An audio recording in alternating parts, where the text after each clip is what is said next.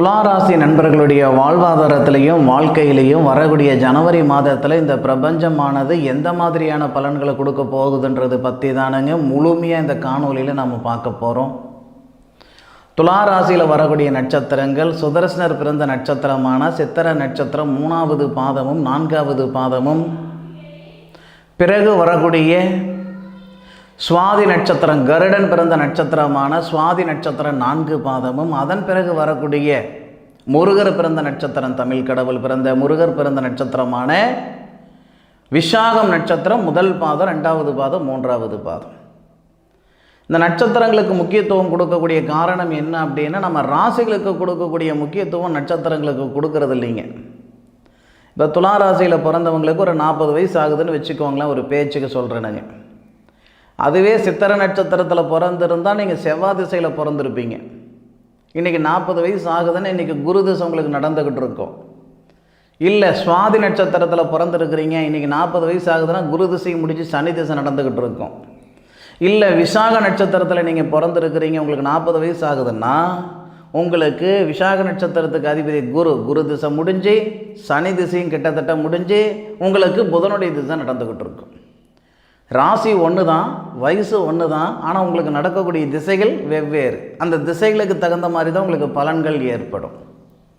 இந்த பொது பலன் சொல்லும்போது நமக்கு பலிக்காமல் போச்சு, எனக்கு நடக்காமல் போச்சு அப்படின்றதுக்கு என்ன காரணம் அப்படின்னா, முதல்ல நீங்கள் என்ன நட்சத்திரத்தில் பிறந்திருக்கிறீங்களோ, எத்தனாவது பாதத்தில் பிறந்திருக்கிறீங்க, பிறந்தது என்ன திசை, இன்றைக்கி என்ன திசை நடக்குது, என்ன திசையில் என்ன புத்தி நடக்குது, அதுக்கு தகுந்த மாதிரி பலன்கள் தான் வரும். அது எந்த விதமான மாற்று கருத்தும் கிடையாது. அப்போ கோச்சார பலன்களுக்கு நம்ம ஏன் முக்கியத்துவம் கொடுக்குறோம்னா, இந்த மாதத்தில் எந்த இடத்துல எந்தெந்த கிரகங்கள் இருக்குது அதனுடைய பலன் என்னன்றது தான் நம்ம கோச்சார கிரக நிலைகளை பார்த்துக்கிறோம். கோச்சார கிரக நிலைகள் வர்றது மட்டுமே ஜோதிடம் கிடையாது. இது ஒரு 40% எடுத்துக்கிடலாம். மீதி 60% நம்மளுடைய சுய ஜாதகத்துக்கு முக்கியத்துவம் கொடுத்து தான் ஆகணும்.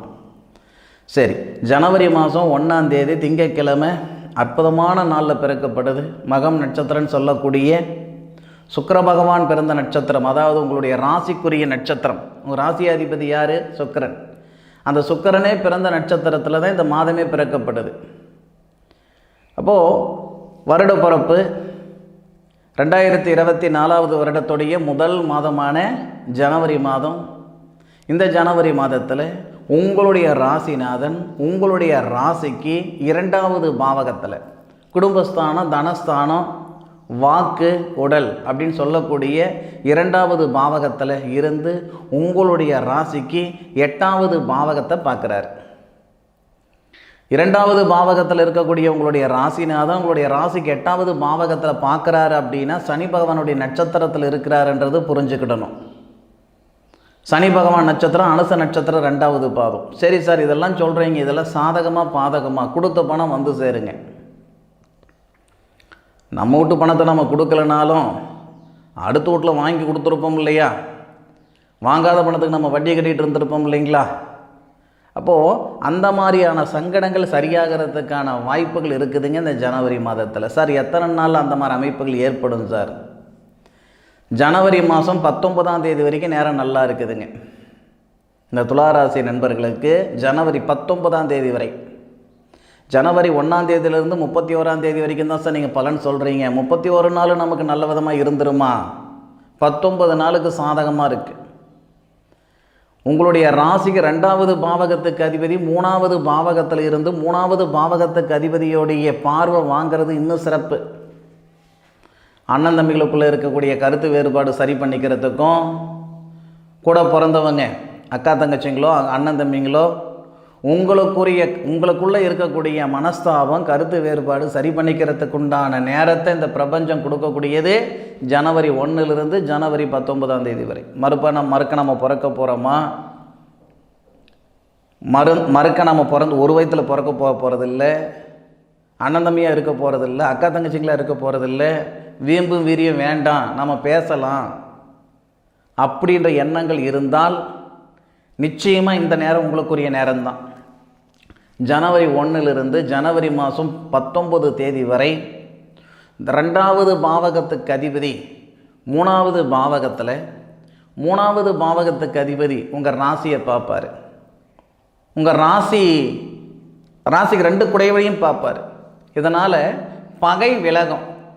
இது அண்ணன் தம்பிகளுக்குள்ளே இருக்கக்கூடிய பகைகள் மட்டும் இல்லை, கணவன் மனைவிக்குள்ளே இருக்கக்கூடிய சங்கடமாக இருக்கட்டும், மன அழுத்தமாக இருக்கட்டும், மனஸ்தாபமாக இருக்கட்டும், இல்லை சொந்தம் பந்தம் அண்ணன் தம்பி சாதி சனத்துக்குள்ளே இருக்கக்கூடிய சங்கடங்களாக இருக்கட்டும், பகைகள் சரி பண்ணிக்கிறதுக்கு உண்டான ஒரு நேரம். பகை நினச்சா தானே பகை, அது இல்லை பார்த்துக்கிடலாம் அப்படின்ற மாதிரி ஒரு எண்ணம் வந்துச்சுன்னா இந்த நேரத்தில் நீங்கள் பேச ஆரம்பிச்சிங்கன்னா கண்டிப்பாக நல்ல விதமாக இருக்கும். அதுபோக இந்த பூர்வ புண்ணியஸ்தானத்தில் இருக்கக்கூடிய சங்கடங்களும் சரி பண்ணிக்கிடலாம். நம் முன்னோர்களுடைய பகை, இந்த மூதாதைகளுடைய கர்மா, இதெல்லாம் ஜனவரி 1ஆம் தேதியிலிருந்து ஜனவரி மாதம் 19 தேதிக்குள்ளார உங்களுடைய குலதெய்வம் கோவிலுக்கு போய் நீங்கள் செய்யக்கூடிய பரிகாரங்களாலேயோ, குலதெய்வமே தெரியாதியா அப்படின்னு சொல்கிறவங்களுக்கு இருக்க தானே செய்கிறாங்க. சிவன் வழிபாடு, குலதெய்வம் இல்லாதவங்களுக்கு சிவன் தான். அப்போது இந்த மாதிரி பூஜை புனஸ்காரங்களால் உங்களுடைய கர்மாவை சரி பண்ணிக்கலாம். அதுபோக அன்னதானங்கள் செய்கிறதுனாலையும், ஏன்னா தானத்தில் சிறந்த தானம் அன்னதானம். அப்போது இந்த தருணத்தில் ஜனவரி 1லேருந்து ஜனவரி 19 தேதிக்குள்ளார ஒரு 10 பேருக்கு சோறு போடுறீங்க அப்படின்னாலும் உங்களுக்கு அது நல்ல கர்மாவாக வரத்துக்கு வாய்ப்புகள் உண்டு. அதுபோக உங்களுடைய ராசியாதிபதி சுக்கிர பகவான் செவ்வாவுடைய ஆதிக்கத்தில் இருந்து அந்த செவ்வாய் உங்கள் ராசிக்கு 9வது பாவகத்தை பார்க்குறார். அதுபோக செவ்வாய் 5வது பாவகத்தையும் பார்க்குறார். 5வது பாகம்ன்றதை விட 6வது பாவகத்தை பார்ப்பார். இதனால் என்ன நடக்க போகுது அப்படின்னா, இந்த பூர்வீக சொத்து பிரிச்சிக்காமல் இருக்கிறனங்க. அப்பா சம்பாரித்தது பூர்வீக சொத்து இல்லை, ஆனால் அப்பா சம்பாரித்த சொத்துலேயும் பிரச்சனை இருக்குது, வில்லங்கம் இருக்குது. இல்லை தாத்தன் சம்பாரித்தது பூர்வீக சொத்து, ஆனால் தாத்தன் சம்பாரித்த சொத்தில் வில்லங்கம் இருக்குதுங்க அப்படின்னா அந்த வில்லங்கங்களை சரிப்படுத்திக்கிடலாம் இந்த நேரத்தில், இந்த 19க்குள்ளார. நிறைய படிச்சிருக்கிறேன் சார், படித்த படிப்புக்கு உண்டான வேலை கிடைக்காம இருக்கிறேன், நான் படித்ததுக்கும் செய்கிற வேலைக்கும் சம்மந்தமே இல்லை, ஆனால் செஞ்சுக்கிட்டு இருக்கிறேன், வேறு வழி என்ன அப்படின்னு நல்லா சங்கடப்பட்டு இருக்கிற நண்பர்கள், வேறு வழி இல்லாமல் வேலை செஞ்சுக்கிட்டு இருக்கிற நண்பர்களுக்கு, துளாராசியில் பிறந்த ஆணுக்கும் சரி பெண்ணுக்கும் சரி, உங்களுக்கு 2024 வருஷம் ஜனவரி மாதம் 1ஆம் தேதியிலிருந்து ஜனவரி மாதம் 19ஆம் தேதிக்குள்ளார கண்டிப்பாக சத்தியமாக நிச்சயமாக வேலை வாய்ப்பு உருவாகும். அதில் மாற்று கருத்தே கிடையாது. நீங்கள் உள்நாட்டில் இருந்தாலும் சரி, உள்ளூரில் இருந்தாலும் சரி, வெளியூரில் இருந்தாலும் சரி, வெளிநாட்டில் இருந்தாலும் சரி, நீங்கள் துளாராசியில் பிறந்திருந்தால் விசாக நட்சத்திரம் 3வது பாதம் வரைக்கும், விசாக நட்சத்திரம் 4வது பாதத்துக்கு பலன் சொல்லலை, விசாக நட்சத்திரம் 1, 2, 3 இல்லை, சுவாதி நட்சத்திரம் 4 பாதம் இல்லை, சித்திரை நட்சத்திரம் 2 பாதம், துளாராசியில் உங்களுடைய நட்சத்திரம் இருக்குதுன்னா இந்த தருணத்தில் உங்களுக்கு வேலை வாய்ப்பில் இருக்கிற சங்கடங்கள் நீங்கும், மன அழுத்தம் நீங்கும், பொருளாதாரத்தில் இருக்கிற பிரச்சனை சரியாகும். என்ன சார் இப்படியெல்லாம் சொல்கிறீங்க, இதுக்கெல்லாம் என்ன ஆதாரம் இருக்குது, நீங்கள் சொல்கிறதெல்லாம் நான் நம்பிக்கணுமா? உங்கள் ராசிக்கு 4வது பாவகத்துக்கு அதிபதி சுபஸ்தானாதிபதினு சொல்லக்கூடிய கிரகம் சனி பகவான். சனி பகவானுடைய சாரத்தில் உங்களுடைய ராசிநாதனை இருந்து அவருடைய நட்சத்திரத்தில் இருந்து சனி பகவானால் பார்க்கப்படுறார். அதுபோக உங்களுடைய ராசியை குரு பகவான் பார்க்குறார். குரு பகவான் வக்ர நிவர்த்தி அடைஞ்சிட்டார். இதுக்கு முன்னுக்கு ஜனவரிக்கு முன்னுக்கு வக்ரத்தில் இருந்தார், இப்போ வக்ர நிவர்த்தி அடைஞ்சிட்டார். பார்த்துக்கிடுங்க, அந்த குரு பகவானையும் சனி பகவானுடைய பார்வை பட்டு சனி பகவானுடைய பார்வை ராசிநாதனை பார்த்து குரு பகவான் உங்கள் ராசியை பார்ப்பார். இதெல்லாம் ரொம்ப நல்லது. இதுக்கு முன்னாடி இப்படி தான் சார் இருந்தது அப்படின்னாலும் இதுக்கு முன்னுக்கு உங்கள் ராசிநாதனுடைய நிலை சரியில்லாமல் இருந்தது. இப்போ உங்கள் ராசிநாதனுடைய நிலையும் நல்லா இருக்குது. அப்போ உறுதியாக நமக்கு நல்லது நடக்கிறதுக்கான வாய்ப்புகள் இருக்குது. உழைப்புக்கு தகுந்த உயர்வு, நீங்கள் எந்த அளவுக்கு உழைப்பு போடுறீங்களோ அந்த அளவுக்கு உயர்வு வரப்போகுது. காய்க்கிற மரம் தானே கல்லடி போடும், காய்க்காத மரம் கல்லடி பட்டுடுமா? ஓடுறவங்களுக்கு தான் மூச்சு வாங்க போகுது, உழைக்கிறவங்களுக்கு தான் சம்பாதனை வரப்போகுது. ஓடாமல் நம்ம உட்காந்துக்கிட்டோம்னா நம்ம மூச்சு வாங்க போகிறதில்ல, உழைக்காமல் உட்காந்துக்கிட்டோம்னா காசு பணம் வரப்போகிறதும் கிடையாது. ஏதோ எனக்கு தெரிஞ்ச எடுத்துக்காட்டில் உங்களுக்கு நான் ஒரு இது சொல்லிகிட்டு இருக்கிறேனுங்க. அப்போது நேரம் நல்ல விதமாக இருக்குதுன்னு உட்காந்துக்கிட்டால் வேலையாகாது. நேரத்தோடு நாமளும் நம்ம போக வேண்டிய இடத்துக்கு போகணும்னு மல்லு கட்டினா மட்டும்தான் போக முடியும். துளாராசியில் பிறந்த நண்பர்களுக்கு 2024வது வருடத்தில் வரக்கூடிய முதல் மாதமே உங்களுக்கு அமோகமாக இருக்கும். 19 தேதிக்கு மேற்கொண்டு நீங்கள் சாதிக்கிறது இன்னும் பெருசாக சொல்ல முடியாது. ஆனால் 19 தேதிக்குள்ளாரவே சாதிக்கிறதுக்கான வாய்ப்புகள் இருக்குது. சாதிச்சுக்கிடுங்க. சம்பாதிக்கிறது மட்டும் வாழ்க்கை கிடையாது. சம்பாதிக்கிறவங்க நம்ம நாட்டில் எல்லாரும் தான் சம்பாதிக்கிறாங்க. யார் சம்பாதிக்காமல் இருக்கிறாங்க? சம்பாதிக்கிறவங்களெல்லாம் இந்த பிரபஞ்சம் மறந்துடும், இந்த உலகம் மறந்துடும். சம்பாதிச்சவங்களே, சாதிச்சவங்கள தான் ஞாபகம் வச்சுக்கிடும். துளாராசியில் பிறந்தவங்க சாதிக்கிறதுக்கு உண்டான ஒரு தன்மை கொண்டவங்க. ஏதோ பிறந்தோம் வளர்ந்தோம் இருந்தோம் அப்படிலாம் இருக்க மாட்டீங்க. நம்ம வம்சத்தில் வாழாத வாழ்க்கை வாழ்ந்து விடணும். நம்ம வாழ்கிறோம்னா ஒரு 10 பேருக்கு உதவிகரமாக இருந்துடணும், ஒரு அருமையான வாழ்க்கை வாழ்ந்துடணும், அற்புதமான வாழ்க்கை வாழ்ந்துடணுன்ற எண்ணம் கொண்டவங்க தான் இந்த துளாராசிக்காரங்க. அவங்களுக்கான ஒரு நேர காலங்கள் வந்தால் தானே அவங்களுடைய எண்ணங்களை செயல்படுத்த முடியும். இது உங்களுக்கான நேரம் நினச்சிக்குவாங்க 19ஆம் தேதி வரை. அதுபோக இந்த தருணத்தில் சூரியமங்கல யோகம் ஏற்படுது.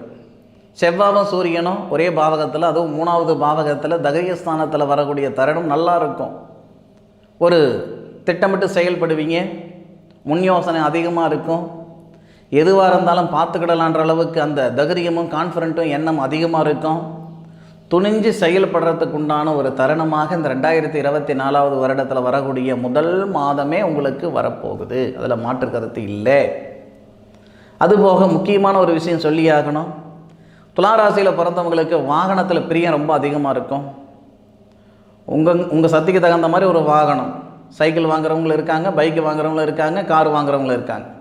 அப்போது வாகன யோகமும் இந்த தருணத்தில் துளாராசி நண்பர்களுக்கு ஏற்பட போகுது. இது திடீர்னு 6 வருஷமாக மனக்கோட்டை கட்டிகிட்டு இருந்திருப்பீங்க. மனசுக்குள்ளே தான் கோட்டை கட்டுவீங்களே தவிர நெசத்தில் கட்டியிருக்க முடியாது. ஆனால் இந்த நேரத்தில் மனசுக்குள்ளே கட்டி வச்சுக்கிட்டு இருந்த கோட்டை நெசத்தில் கட்டுற மாதிரி ஒரு சூழ்நிலைகள் கொடுக்கும். அப்போது எப்படி பார்த்தாலும் வரக்கூடிய ஜனவரி மாதம் 1ஆம் தேதியிலிருந்து 19ஆம் தேதி வரைக்கும் சாதகம்தான். அதில் மாற்று கருத்து இல்லை, நடக்க தான் போகுது. நிறைய நபர்கள், நிறைய நண்பர்கள் அனுபவிக்க தான் போகிறீங்க. அனுபவித்து நீங்கள் கமெண்ட்டில் சொல்ல தான் போகிறீங்க. இது வாழ்க்கைக்கு உகந்த நேரமா அப்படின்னு என்கிட்ட கேட்டிங்கன்னா, வாழ்க்கைக்கு மட்டும் இல்லை வாழ்வாதாரத்துக்கு உகந்த நேரம்னு சொல்லுவேனுங்க. நான் 2-2.5 வருஷமாக வாங்குகிற நிலைமையில் தான் இருக்கிறேனே தவிர வாங்குறத கொடுக்குற நிலைமையில் நான் இல்லை சார் அப்படின்னா, இந்த 19 நாளுக்குள்ளார ஏதோ ஒரு மிராக்கல், ஏதோ ஒரு அதிசயம் நடந்து வாங்கின பணத்தை திருப்பி கட்டணும்னா நமக்கு ஒரு வேலை வாய்ப்பு இருக்கணும் இல்லையா, நமக்கு ஒரு தன வரவு இருக்கணும் இல்லையா, அந்த தன வரவு ஏற்படுத்திவிடும். எல்லா விதத்துலேயும் எல்லாருக்கும் இந்த பிரபஞ்சம் உறுதுணையாக தாங்க இருக்குது. நம்மளுடைய கர்மா, நம்மளுடைய கிரகம் அதை பயன்படுத்திக்க முடியாத ஒரு சூழ்நிலைக்கு நம்ம தள்ளப்படுறோம். இந்த தருணத்தில் உங்கள் கர்மா எப்படி இருக்குன்னு எனக்கு தெரியாது. ஆனால் உங்களுடைய கர்மாவிலிருந்து இங்கே விடுபடுறதுக்கான ஒரு தருணத்தை, அந்த சந்தர்ப்பத்தை இந்த பிரபஞ்சம் கொடுக்குது, பயன்படுத்திக்கிடுங்க. அதுபோக கோட்சார ரீதியாக உங்களுடைய கிரக நிலைகளுடைய அமைப்பு பல மடங்கு நல்ல விதமாக இருக்கும். இந்த கர்மா விலகுதுன்னு சொல்கிறீங்க, என்ன சார் காரணம், அதை எனக்கு சொல்லுங்கள் சார். கேட்பீங்களா, கேட்க மாட்டிங்களா? சனி பகவான் உங்கள் ராசி நாதனை பார்க்குறாரு, குரு பகவான் உங்கள் ராசியை பார்க்குறாரு.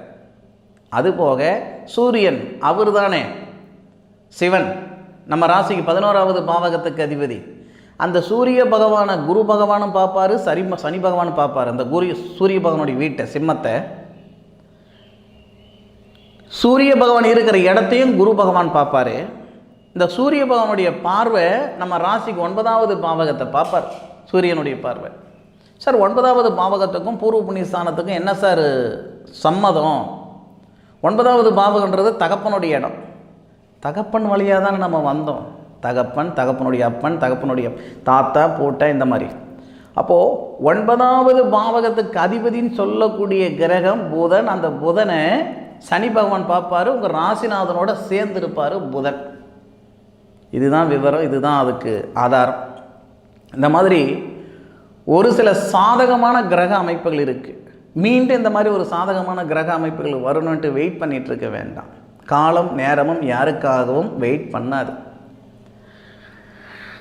அந்த தருணத்தில் நம்மளால் என்ன செஞ்சுக்கிட முடியுமோ அது செஞ்சுக்கிடணும். அப்போ தான் நமக்கு ஒரு சிறப்பு, நம்மளுடைய வாழ்க்கை நல்லா இருக்கும், வாழ்வாதாரம் நல்லா இருக்கும்.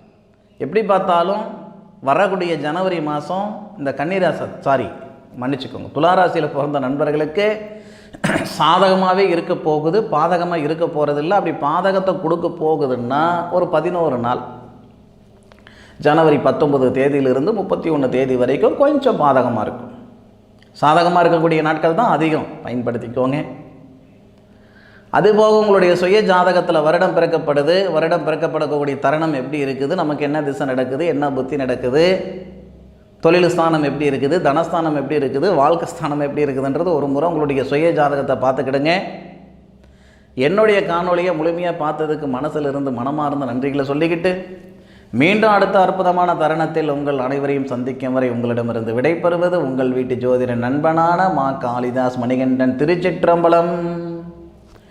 வாழ்க வையகம், வாழ்க வளமுடன், வாழ்க வளமுடன், வாழ்க